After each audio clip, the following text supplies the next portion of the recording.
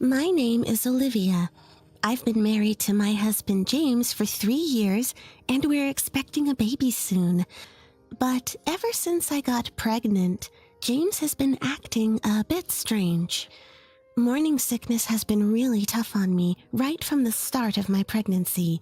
Instead of showing concern, James would say, "Hey, aren't you being a bit lazy?" without a hint of worry. I'm struggling with morning sickness. Give me a break. Pregnancy isn't an illness, you know. What about dinner? I can't even think about making dinner with this morning sickness. Useless. Fine, I'll go eat out. What about me? If you're going to slack off, then fend for yourself. I can't believe this. At this point, James was the one working, and I was dependent on him. That's how I felt. I used to work before getting pregnant, but I had to take a leave of absence because the morning sickness was unbearable. Luckily, my workplace was understanding and allowed me to take parental leave, which was a big relief. When James came home, he seemed to have had a few drinks and yelled, "The master is home." "Stop it, you're disturbing the neighbors." Hey, I'm the one supporting you here. I told you, I'm just taking a break because of the morning sickness. Must be nice being a woman. Just say you have morning sickness, and you don't have to do anything. I wish I could get pregnant and take a break. I was really angry and said, "You have no idea how hard this is for me." Yeah, I don't. Someone who sleeps all day wouldn't understand how hard my job is. I used to work too, you know. But now you're a housewife. That's not the point. Ugh, you're annoying. You're ruining my buzz. I'm going to bed. With that, he cut off the conversation and went to the bedroom. But the next morning, he was completely different and apologized, saying, "I'm sorry." "Did you say those things because you were drunk?" "I had quite a bit to drink." "That's no excuse. I didn't mean it. I was just drunk." "It still hurts to hear those things." "I'm really sorry. I mean it." "Don't do it again." This kind of thing happened a few times, but as time went on, James's behavior got worse. Especially noticeable was how he would criticize the difference in status between my family and his. "You should be grateful to my family. Our child will be the heir, after all." "What do you mean?" "My prestigious family compared to your average salaryman family. There's no comparison." Is lineage really that important these days? You don't get it. Noble blood has its own value. Isn't what you're doing now and how you grow more important? "That's why you're hopeless," he said, dramatically waving his hands in a dismissive gesture. But the truth is, his family is just an average salaryman family too, and they're not even part of a big corporation. In fact, when it comes to the companies we work for, my family's is higher up. I never really thought about the social standing of our families, but it seemed to matter a lot to James. Besides, when we were both working, I actually earned more than he did. I didn't really understand what he meant by status. "So you're saying that no matter how hard I work and earn, it doesn't matter because of my lineage?" "That's right." "What about people who built huge companies in one generation, like Steve Jobs?" "Stop it. You're just making excuses." "I think it's a valid point." "No, it's an excuse. This is why people with ordinary backgrounds are..." "You married this ordinary person, remember?" "I did you a favor by marrying you." At that, I was visibly angry, and he seemed to realize he'd gone too far and quickly left the room. He wasn't like this before I got pregnant. What happened to him? Should I get a divorce? I thought about it, but with a child on the way, I couldn't bring myself to leave him. Besides, I thought he might go back to being the man I married once the baby was born. I thought so. On the day of the delivery, he was at the hospital but got kicked out of the room by the nurse for saying things like, "It can't be that painful," and "This is taking too long. Can I go to sleep?" After that, I couldn't bring myself to see him, and he didn't meet our child until I was discharged. During that time, he sent messages like, "The nurse kicked me out. Where should I go? What about my dinner? Has the baby been born? If I can't see them, I don't need to come, right? The baby looks like me, not like you at all, LOL." That's when I seriously started considering divorce. But what held me back were my in-laws. They are wonderful people. As soon as the baby was born, they called to say, "We're so glad everything went well. How are you feeling?" "Take it easy. Do you need anything? We can send it over if it's not a bother." They've always been so kind to me, even more so than my own parents. The thought of taking their grandchild away from them made it hard to go through with the divorce. I invited them to the hospital to meet their grandchild, and they were delighted. They came, all the while concerned about my well-being. "Congratulations, Olivia. The baby is adorable." "Oh, absolutely. Our first grandchild. Thank you, Olivia." "I'm glad you could see your grandchild. By the way, where's James?" I couldn't tell them the truth about James's terrible behavior, so I said, "He's busy with work." "That man, I swear." "He should take some time off for such a happy occasion." "Well, he has to work." "True. We'll need the money now more than ever." "Please let us know if he does anything wrong." I wanted to tell them everything, but seeing their joyous faces as they looked at their grandchild, I couldn't bring myself to do it. "I will." Melissa, my mother-in-law, seemed to sense something was off. "Are you okay? You look tired. Is something wrong?" I felt tears coming and started to cry. "Is it related to James not being here today?" Women's intuition is sharp. I began to open up. "Actually, I've been struggling with James's behavior since I got pregnant." "Really? Don't hold back. Tell me." "He said I was lazy when I had severe morning sickness. He even said he wished he could slack off too. I'm not slacking off." "Oh my. I told him how bad my morning sickness was. He doesn't understand anything. Calling a pregnant woman with morning sickness lazy." "Even during childbirth, he was so terrible that the nurses kicked him out. I didn't want to see him, so I didn't call him." "I see." "Unbelievable. I'll give him a piece of my mind." Daniel was visibly angry, his face red. "But I'm hoping he'll go back to the way he was once the baby is born. I thought maybe it's just a case of the baby blues. So for now, please let it be." "You're very kind, Olivia. If Olivia says so, we'll leave it for now.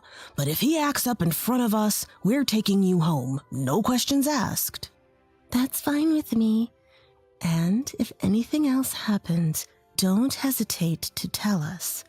"Exactly. Your and the baby's well-being is what matters most." My in-laws said this and gently squeezed my hand. With these two around, I can make it through. And my husband should go back to being himself. That's what I thought as I was discharged from the hospital. But he never changed. When I got home, he said, "Finally back, huh? Hogging the baby all to yourself. This is my heir, you know." "It's because of your attitude." "Oh, already in a bad mood. That's not good for the child." He was fine when my parents came to celebrate the birth, but reverted back as soon as they left. Seeing this, I knew he was doing it on purpose. About 2 weeks after giving birth, Melissa contacted me. "We'd like to come over for a baby celebration this Sunday. Are you up for it?" "I'm fine, thank you." "Don't worry about us." "How about we have lunch together?" "Oh, we couldn't impose. We'll bring lunch." "Thank you." "It's no problem. We're coming to your home after all. You should take it easy for a meal." "Melissa."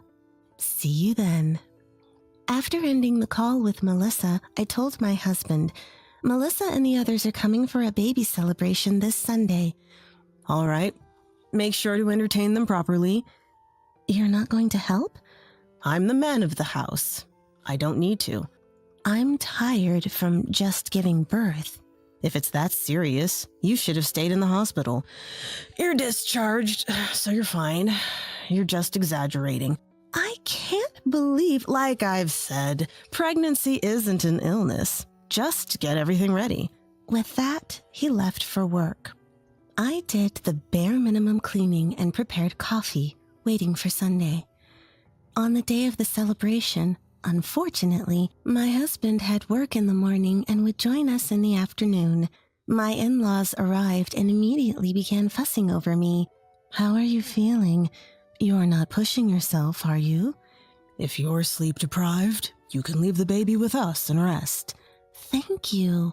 Then they looked at the baby and said, The baby was cute when born, but has gotten even cuter. The eyes are just like Olivia's. Maybe the nose is from James. Seeing them so happy made me feel good, and for the first time since the baby was born, I felt at peace. Around lunchtime, we decided to eat as the baby was asleep. Daniel brought out some appetizers and said, Eat whatever you want. Don't worry about us.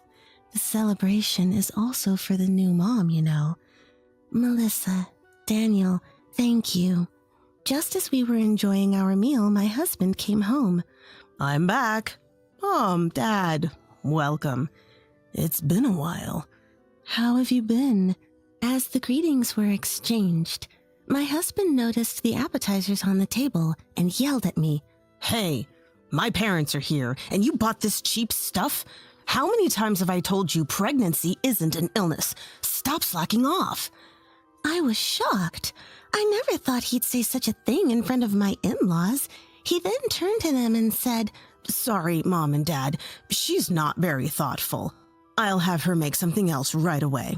When I looked at my in-laws, Melissa looked surprised, and Daniel was clenching his fists, looking down. My husband misunderstood their reaction as anger towards me and continued, See? Get moving. Ever since she got pregnant, she's been like this, always claiming morning sickness and slacking off. I never thought she'd be this kind of woman. After about 5 minutes of his rant, Daniel had had enough. Did you say the appetizers were cheap? Yes, I did. Sorry about that. She probably got them from the local supermarket. Unable to bear it any longer, I interjected. Actually, Daniel bought those. What? Stop lying. He bought them from a department store's food section. Sorry they're not up to your standards. You... Realizing he was at a disadvantage, my husband's face fell apart. No. I thought Olivia bought them. Even so, how could you say such things to a woman who just gave birth? I didn't raise you to be like this. But she's been slacking off. That's not true. I've been dealing with severe morning sickness and physical limitations. That's no big deal. Melissa chimed in. What are you saying? I told you I was hospitalized due to severe morning sickness when I was pregnant with you. But she didn't need to be hospitalized, so she's fine. You don't get it. Pregnancy is tough. And who do you think was carrying your child? Olivia. My husband looked flustered, his face turning various shades. I went to my room and returned with a diary and divorce papers. I would have reconsidered if you'd behaved in front of your parents. This diary contains everything you've said to me. It's enough evidence for a lawsuit. That could be fabricated.